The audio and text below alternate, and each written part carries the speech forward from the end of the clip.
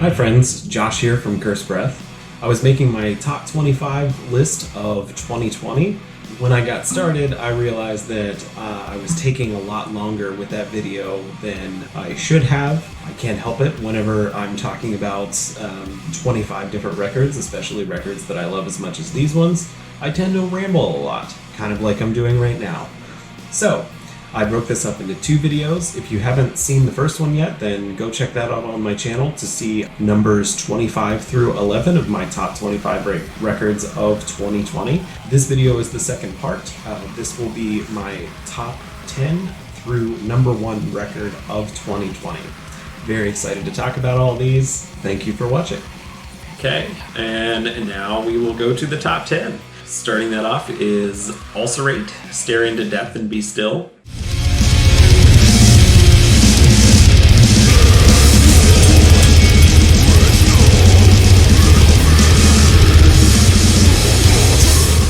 Man, Ulcerate is an unabating force of nature. Technical death metal, to me, usually comes across as if it's being played like it's a sport rather than an artistic expression. People that play tech death are usually like, look how fast I can blast, or look how many random notes I can arpeggio or sweep or whatever. But to me, it usually sounds like hollow, robotic, like it's played with no feeling, no humanity, or like no reason to it. But for me, Ulcerate is an exception to that. Sure, they are incredible musicians, they're playing super complicated and fast stuff, but this feels like it was written and performed by actual human beings with emotions and hopes and dreams. Ulcerate to me is the pinnacle of the genre, and Stare Into Death and Be Still is yet another example as to why. Okay, with number 9, I have Proscription with the album Conduit.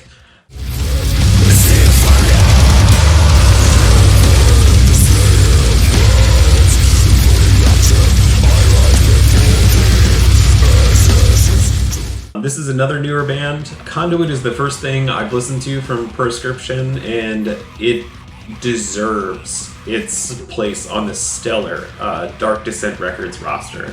This is black and death metal that is fast, it's heavy, and it's epic. If you know the genre of black and death metal, then you pretty much know what you're in for with this band. It just is really, really, really good. Behemoth who? Just kidding, but not really. I have no idea how to pronounce this, so I'm sorry. This is the downside to doing these as videos instead of typing them out. Number 8, I have Gaerea with the album Limbo.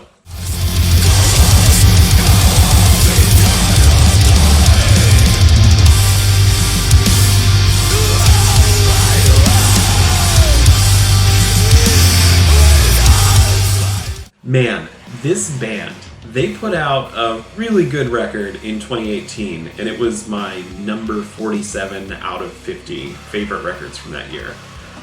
And that was a really good record. This album, however, is like a gigantic level up. Limbo has stronger production than the prior release.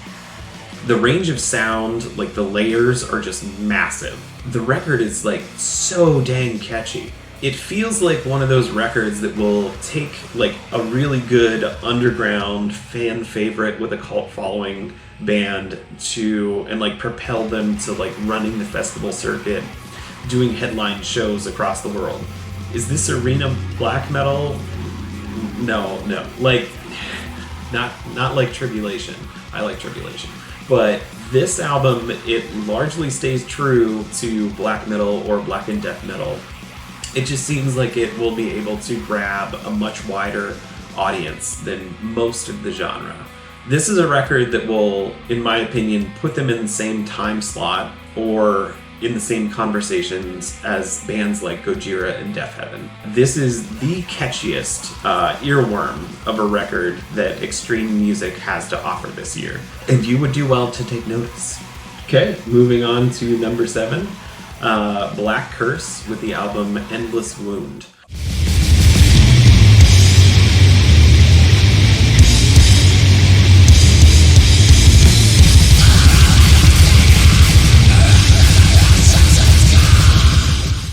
if I told you that there was an incredible, brand new band playing a super heavy mixture of black and death metal that is made up entirely of members of bands like Primitive Man, Chemist, Vasalith, Blood Incantation, and Spectral Voice?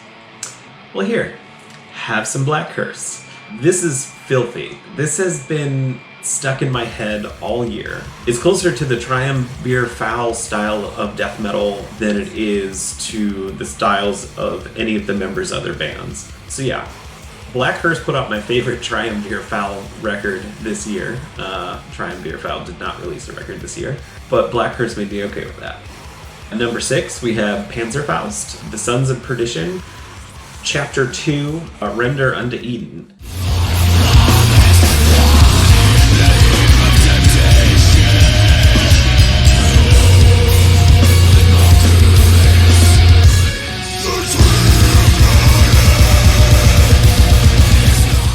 It feels like just last year that Panzerfaust put out Sons of Perdition Chapter 1 and earned themselves my number 5 slot for my top 25 records of 2019.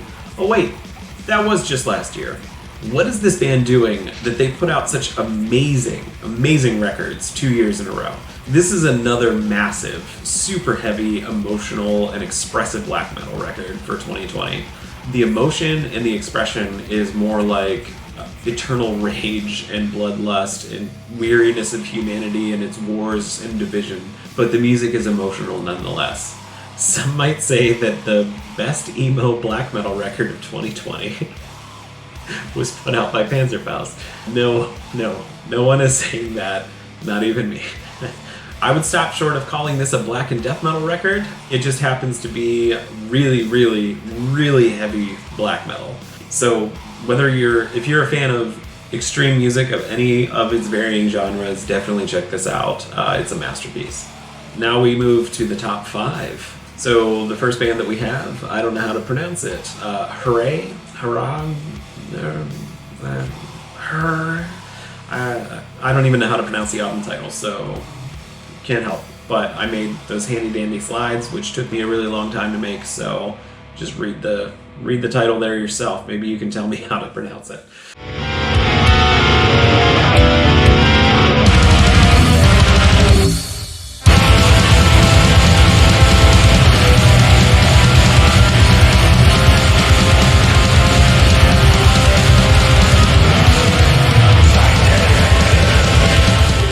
It wouldn't be my annual list of favorite records of the year if it didn't include some Icelandic black metal. And if that Icelandic black metal wasn't written by a dude in a bunch of other Icelandic black metal bands. So while this record isn't going to knock like Zrine, Mistyrming, Mare, or anything like that off of where I hold them in my heart, this record is still so good.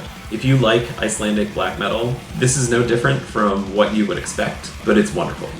Okay, and number 4, Spectral Lore and Mare Cognitum, doing a collaborative album called Wanderers, Astrology of 9.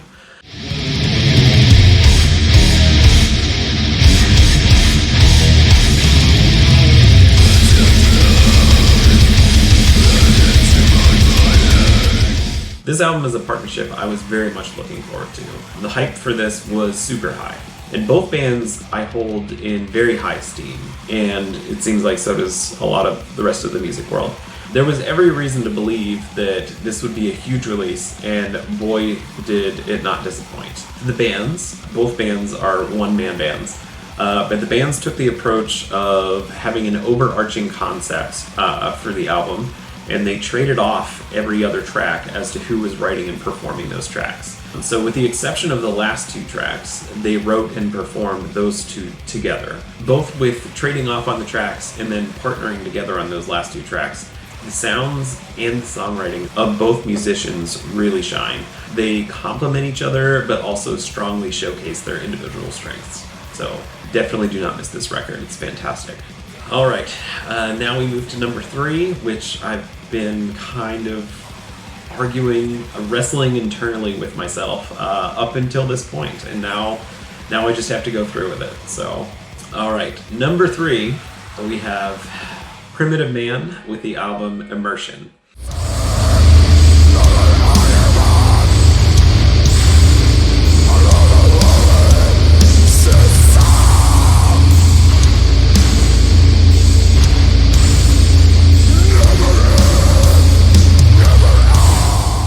This is where stuff got impossible for me.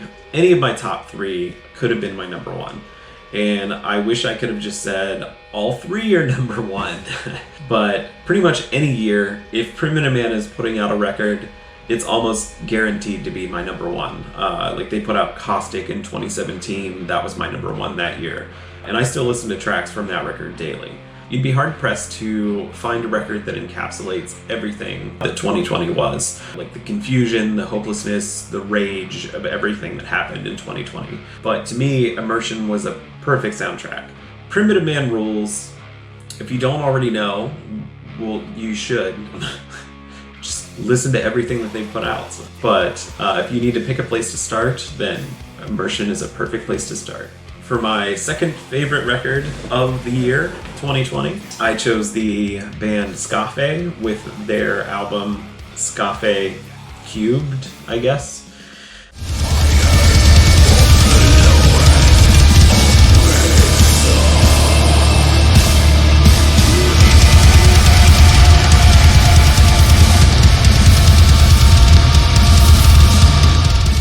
Skáphe is also no stranger to my year-end lists.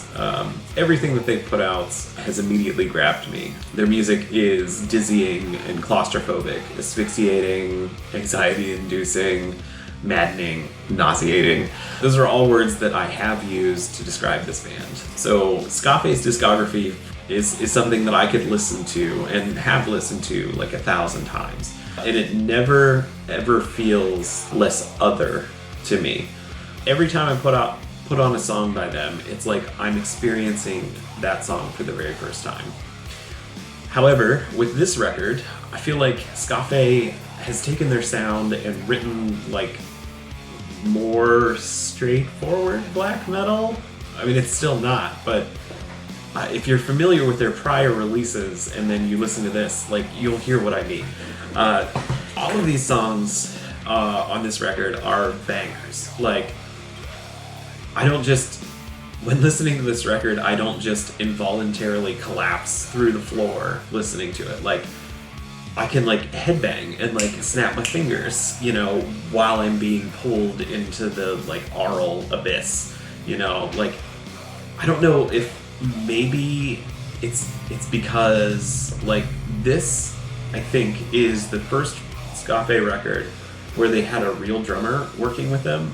Or maybe it's that with this record, DG contributed more of his songwriting style from like Mystirming and stuff. But it almost sounds like this is the first Skáphe release that was written by more than just Alex Poole.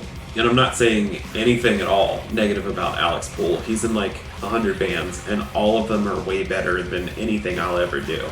It's just like all the previous Skáphe releases sound like Alex wrote them while having a panic attack and dropping acid. I mean that as a positive thing. And this release feels like it was written and like to be more cohesive songs that can be enjoyed by like a slightly broader audience than their prior material. Anyway, this band rules. They've been one of my favorite bands of the last 5 years, and this release quickly became my favorite of their records. So definitely check it out. So obviously there was a lot of terrible things about 2020, but there was a lot of really, really good music. While I was wrestling with which records to include on this list, there were a bunch that, while they don't fit in the top 25, I really wanted to highlight them on this video as well.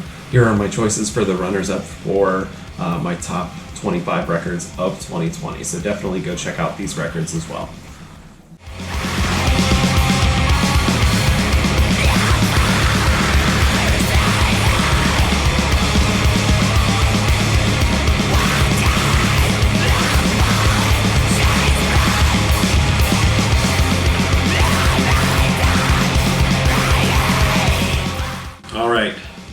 With that, I will move to number 1, Imperial Triumphant with the album Alphaville.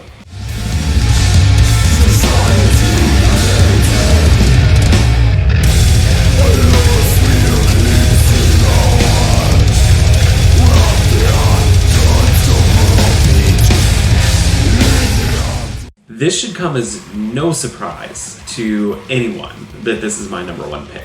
Not just because of how good it is, but like, you know, Vile Luxury was my number one record in 2018. Abyssal Gods was my number one in 2015. The Incest EP was my, you know, number one EP in 2016. When it comes to Imperial Triumphant, I wear my heart on my sleeve. Like, I have loved everything that they put out. And every release that they put out, in my opinion, is better than the release before. To me, this album is a monumental achievement that just towers above not just like the other metal albums that have been released in 2020, but like it shines high amongst all the best offerings of metal throughout the decades. Like, no matter the subgenre, this album is an unattainable perfection that is unparalleled. No one is making this music except for Imperial Triumphant. I listen to this, I don't even know how you write it. Like, and I see posts from the members of the band, like, talking about their influences or their, like, songwriting process or, like, their practicing regimen or whatever. Like, when I listen to this record, and I try to think of it either critically as, like, you know, someone who has been listening to, you know, metal or extreme music for over 3 decades, like, or I try to listen to it as, like, a musician, as someone who has been playing music for over 20 years and been in a bunch of bands and stuff. Like, I have no way of approaching or understanding how you write something like this. This is a masterpiece in every sense of the word. Every single part of it is just blows the mind. Like, this record is so far beyond my understanding that, like, I can't even say that, like, you know, if I'm interviewed after, like, you know, my band puts out our next record or whatever, even though Imperial Triumphant is one of the bands that I listen to, like, on a daily basis, like, I'm not going to be able to list them as one of my influences because I have no understanding of, like, listening to the art that they've created and then, like, how I would ever try to, like, replicate that in any way or incorporate anything that they've done into anything that I would rate. And honestly, like, I don't want to. I don't even want to try. This is, like, just unattainable perfection. And I love this record. If you don't know it, listen to this album as a whole. Don't just pick, like, you know, one song or listen to whatever is showing as the number one on Spotify this month or whatever. Like, sit down and listen to this record. It is a journey, and, like, they incorporate so many different styles, you know, into their own style. Like, even when they're allowing one particular part of their style come to the surface a little more, like, it's still very obviously them. So I could talk about Imperial Triumph forever. This is a super long video.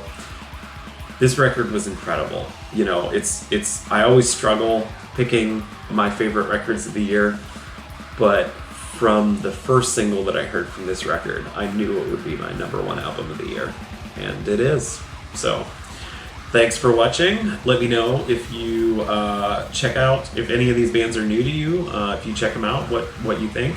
Are there any bands or albums that are missing from my list that you think I would really like? Let me know in the comments. So thanks for watching.